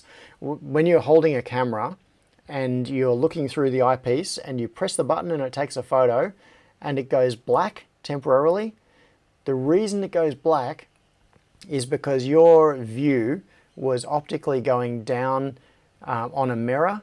It goes ahead and then it goes down and then it goes through the lens that the camera needs to take the photo. When you press the button, a mirror flips temporarily to expose or to allow the film or the sensor to be exposed with the view through the lens. And when that happens, you can't see through the eyepiece anymore because the mirror has flipped. And then when it's finished taking the photo, it flips the mirror back and then you can see again. So when you're holding the camera and you click it and it goes ka-chunk and your view goes black, that moment the view goes black is when the mirror has gone and flipped back again. That's when it takes the photo. So yes, Amanda, that That is accurate. That is a good way of putting it. Wagonload says, if you use BitLooney's laser reflector, you can flip the image so fast you would see when the image is being shared with the camera. Ooh. Oh, what? I'm triggering Apple gestures again. Did I? I thought I turned that off. Hang on, I'm going to see screen mirroring, no, display settings. Where are the gestures? Oh, are the gestures here? Reactions. I'm sure I turned that off. I have turned that off in the past. There we go. Crispin said, Italian level speaking, your hand set off the gestures. Yes. Yeah.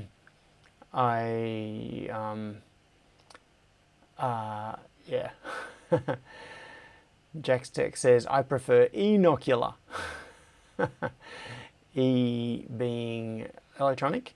All right, so back to Sion's comments here. Sion said, notice the different construction in the eyepiece sections. The white one has the ability to adjust the eye position and rotation. The new black one only has sideways movement. Oh, all right, so this is the second one, which is the better one. Oh, Phiscope, yeah. So my, both of mine are Phiscopes. This, oh, yes, yes, yes, I see.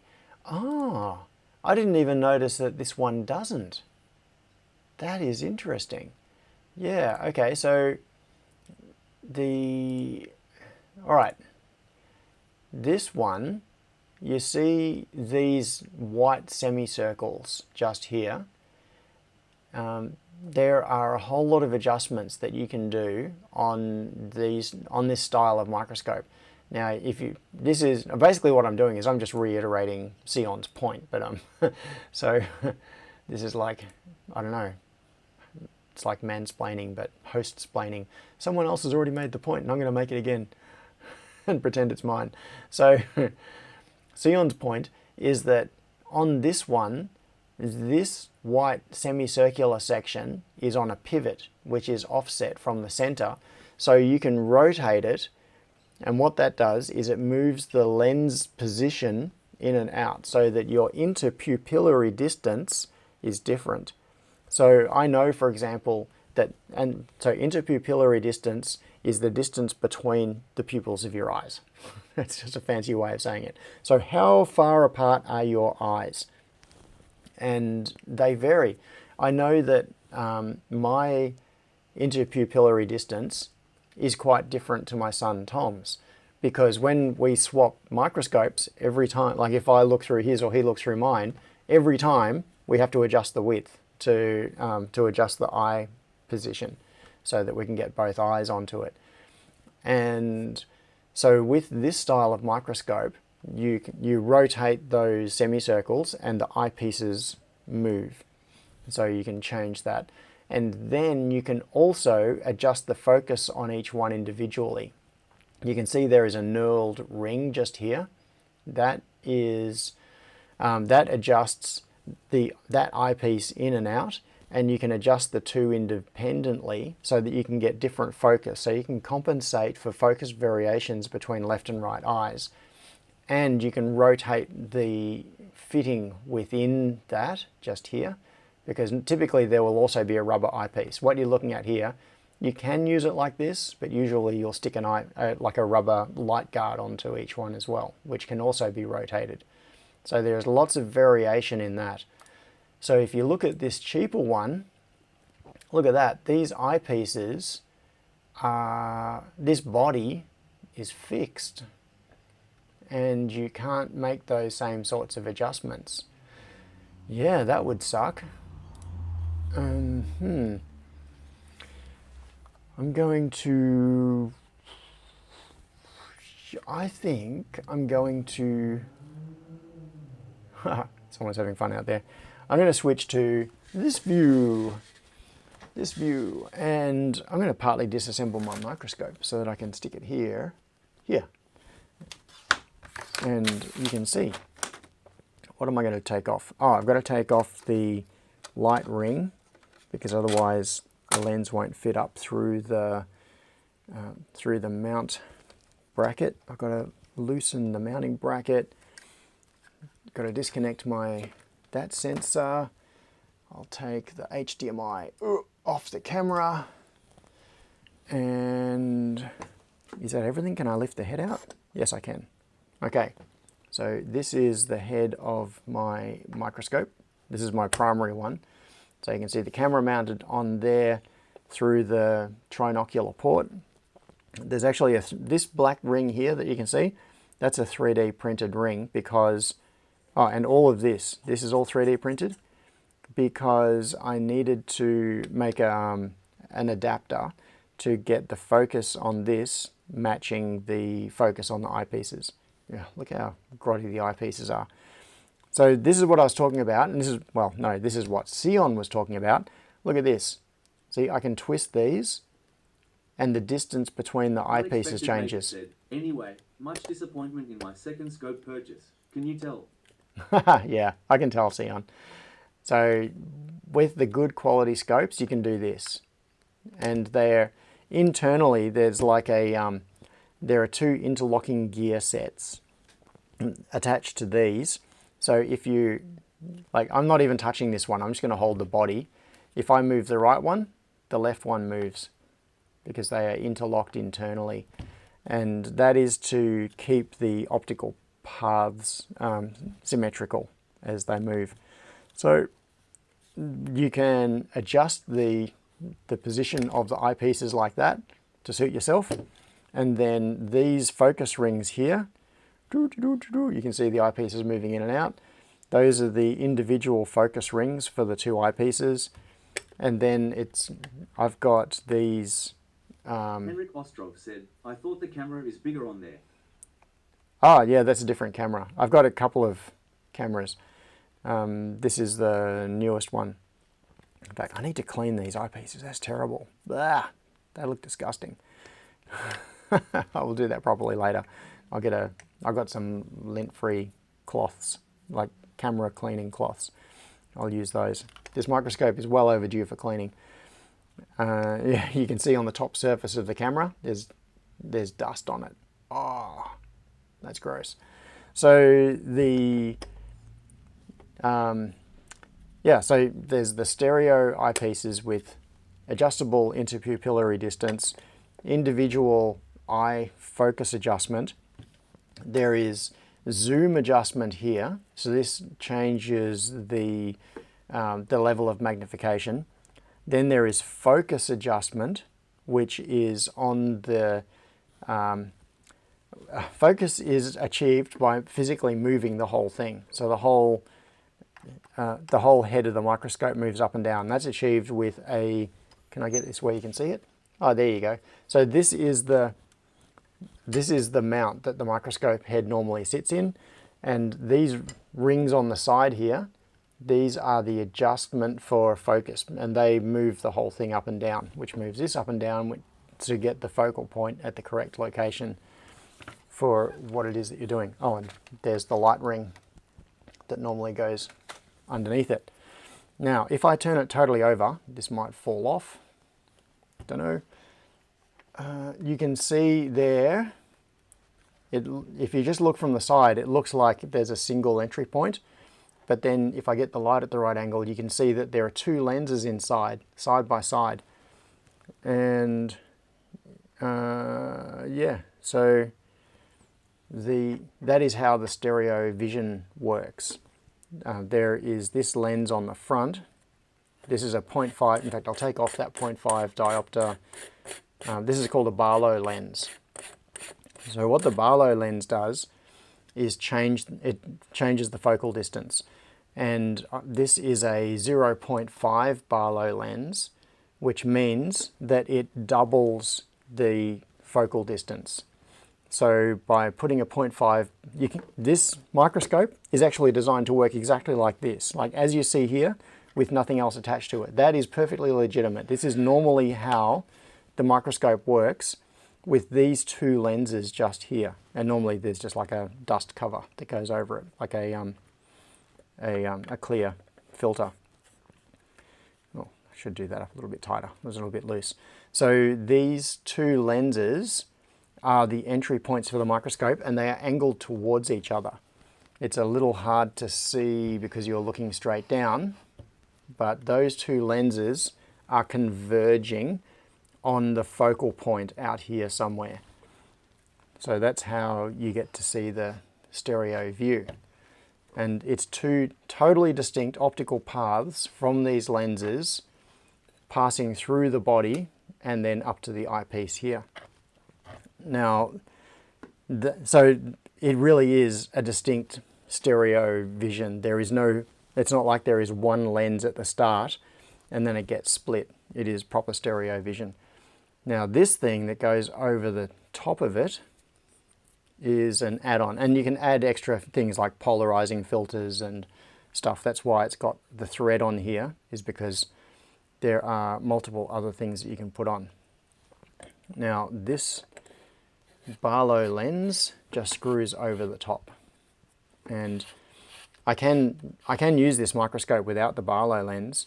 It's just that then it has to be half the distance from the object in order to focus, which leaves you with not very much room to get your soldering iron and stuff under there.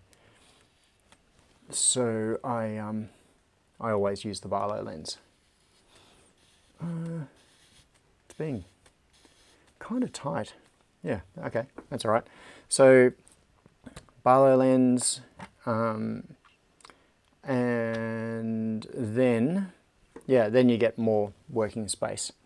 Otherwise, what happens is that the microscope ends up very, very close to the object that you're looking at because the focal distance is quite short, and then trying to get your soldering iron and tweezers and other things in underneath the microscope while you're looking through it is really difficult.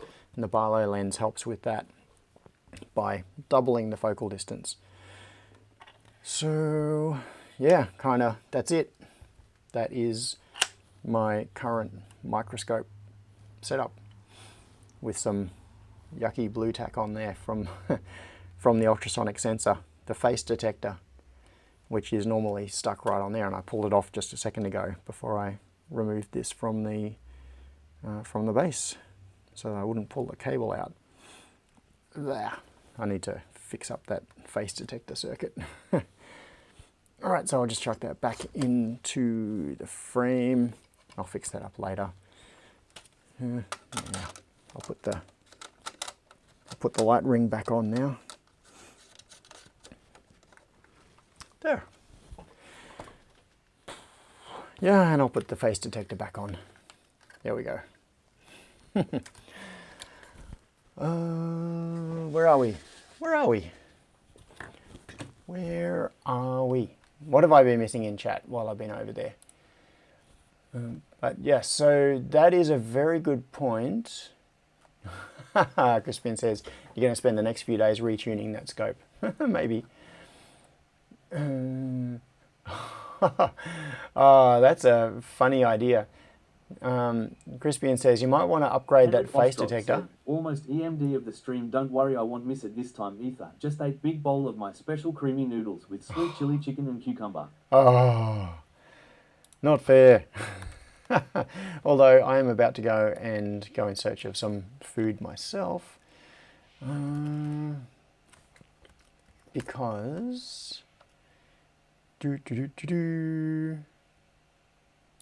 this, hang on, yep, I'm going to this.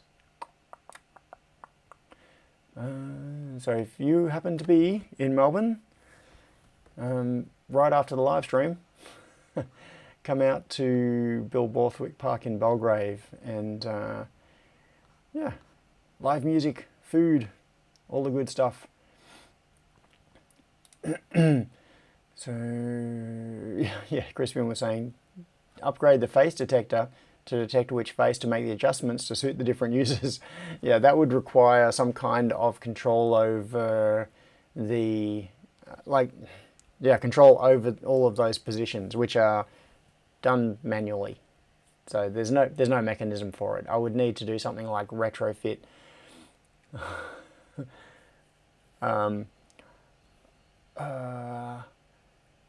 got a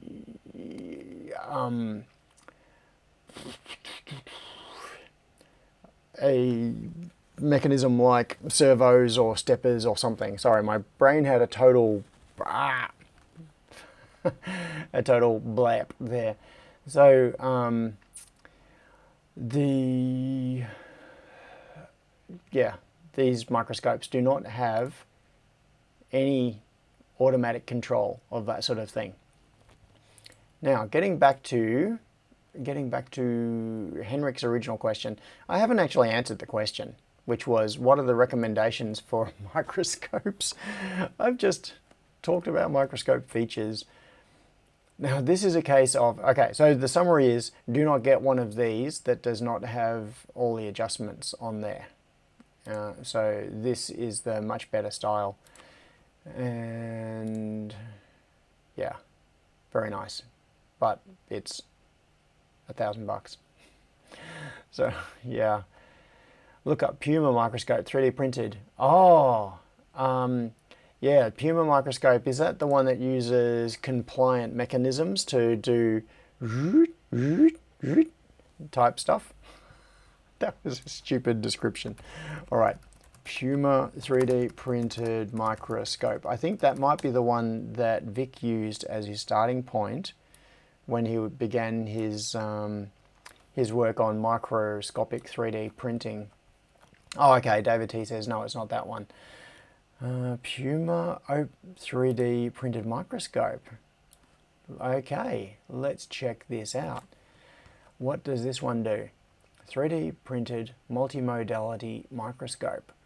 Whoa, this is interesting. Dedicated YouTube channel. They're commercially available. Funding, personal rear. Okay. It's an open source 3D printed light microscope system backed up by a peer-reviewed paper in the Journal of Microscopy, designed for direct eye observations and ultra portability. For digital imaging, measurements, and computer control. As a medical pathologist. Okay, so the person who did this is a medical pathologist. All right. That is pretty cool. Totally portable. So if anybody is interested in making their own, this could be kind of a fun project. What is that? Puma control. David, thank you very much for pointing this one out. This is really interesting. So I'm going to chuck this in the chat. Oh, Graham had a very good question as well, which I'm going to get to in just a second. So Puma 3D printed microscope is there for anybody that wants it. So Graham asked, just out of interest, what level of magnification would be used for soldering, etc.? The short answer is less than you think. When you see microscopes and they're being advertised with RepRap Micro. Yeah, Paul. So Paul just said also RepRap Micro or Micron. So that's Vic Oliver's current obsession. Vic, a man of many talents, and the builder of the first ever 3D printed RepRap, is now doing micro 3D printing. And so, Johnny's just provided a link to something else as well.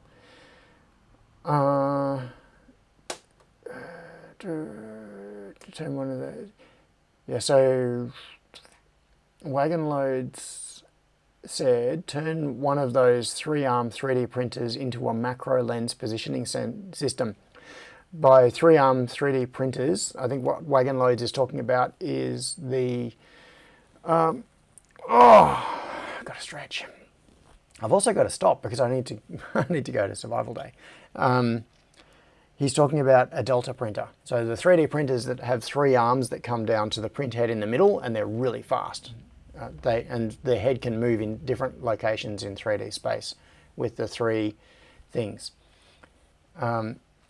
So yeah, when you see these advertised, you will see things like 3.5 to 90 times magnification. You do not need 90 times magnification for soldering.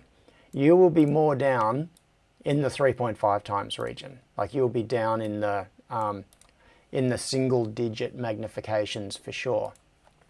Yeah, so yeah, as Sion said, you don't need to be super close for soldering. You need space between the board and the part you are soldering and the lens of the microscope. Yes, absolutely. So the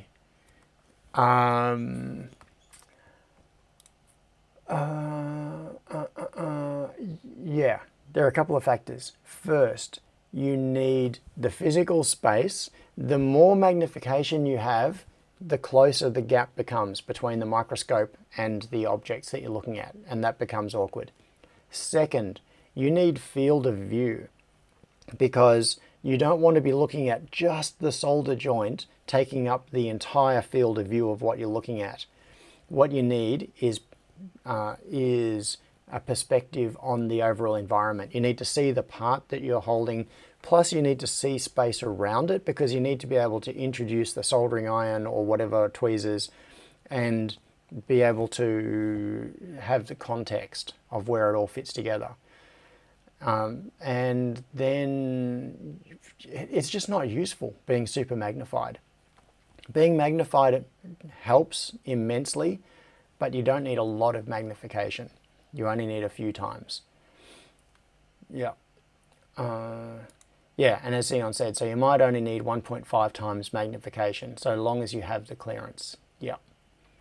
So don't fall for the trap of going for high magnification. You don't need it. And in fact, the way Barlow lenses work is they double the distance. No, that's a generalization. I have a 0.5 Barlow lens on my microscope. The 0.5 lens does two things. If you can check in your Discord, I've sent you something there in your DM. Thanks for the AW some stream and advice. No worries, thanks Henrik. I saw the notification on my phone. So yeah, Simon says most of the time I just use a magnifying glass, which is quite legitimate too. It's just then you've got to hold it as well. So yeah, Sion keeps making good points. Sion said the higher magnification usually means the higher the distortion and less focus area at the focal point. Yes, so depth of field decreases with magnification. Under high magnifications, you can have a solder joint that might be 0.5 or like 1 millimeter high, and the top of the joint could be in focus and the bottom of the joint will be out of focus, because your depth of field is so narrow that you can't see at those different distances. So the distance becomes really critical. So what the Barlow lens does is two things. In the case of a 0.5 Barlow lens, it decreases the magnification by 50%, or it halves the magnification. So if I've got my Barlow lens on the microscope and the microscope is set to 10 times magnification, what I'm actually seeing is 5 times magnification. So you get the idea. The other thing it does is that it doubles the distance to the focal point.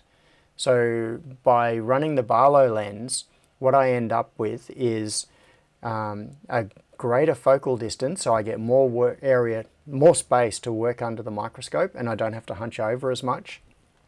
And it means that I get half the magnification. So I just run a higher magnification to compensate, and then it ends up fine.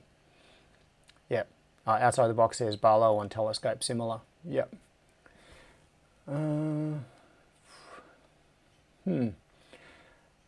Oh, Henrik. Super chat, where you at? Let the party go. Lights up, feel the clap in this awesome show. Thanks, Henrik. First time we've heard that music today. Crispian says also helps reduce chromatic aberration. Yeah. Okay. Johnny Bergdahl says, I do recommend that arm. I do have that. Yeah, that's the same as the one I have. So this one that is in this setup that you see here, this is essentially the same as my setup. This is what I've got. I've got it's from a different seller, but I have a Phiscope. It is basically this. Like, this is my setup. It's on this arm. These arms are really good. They've got springs inside them, so that they're basically like cantilever sort of thing, where there is a spring that is counteracting the weight of the microscope head, and then there are little locks on the side. So these things that you can tighten up to lock it in position, but you can release it, and then you can grab the microscope and just move it wherever you want. You can move it up and down and rotate it left and right. It's like being able to just grab something, put it in space exactly where you want it, let go, and it just stays there. So fantastic things. So these arms are really good, much better than the fixed, like a fixed body where it just sits on above the bench. Yeah, Sion says, yep, same, and it's awesome. New Scope has crappy articulated arm and it's yuck. Yeah, okay. Now I am going to go because I have a friend coming over. I'm half surprised he's not here on my doorstep already, because he's going to come with me to the thing this afternoon for all the music and food. Yeah. But as Sion says, it does take a lot of space around the desk in terms of clearance required. Yeah, physically, it's big. Like as you can see from this picture, it's very intrusive on your desk. So I have my mount on the edge of the desk off to my right, and the arm comes across. Outside the box said, Uru. Yeah, and the arm comes across, so the microscope is located in my workspace, but the arm goes all the way across and takes up a fair bit of space. So I've got dead space to my right, which is blocked by the arm of the microscope, which is, yeah, it's a trade-off. So, yeah. Wagon Load's made a good point. I was just about to end, but this is interesting. So Wagon Load says, in photography, using a zoom lens and stepping away from the object gives you close-up with wide field of focus. Yes, exactly. And it reduces parallax. So when you're close to something, your field of view is looking out. When you're far away but zoomed in, it's a much more parallel view. Okay, so thank you for coming to my TED Talk, or actually probably coming to Sion's TED Talk, since he was the one with all the good suggestions. And I hope you have an awesome Sunday.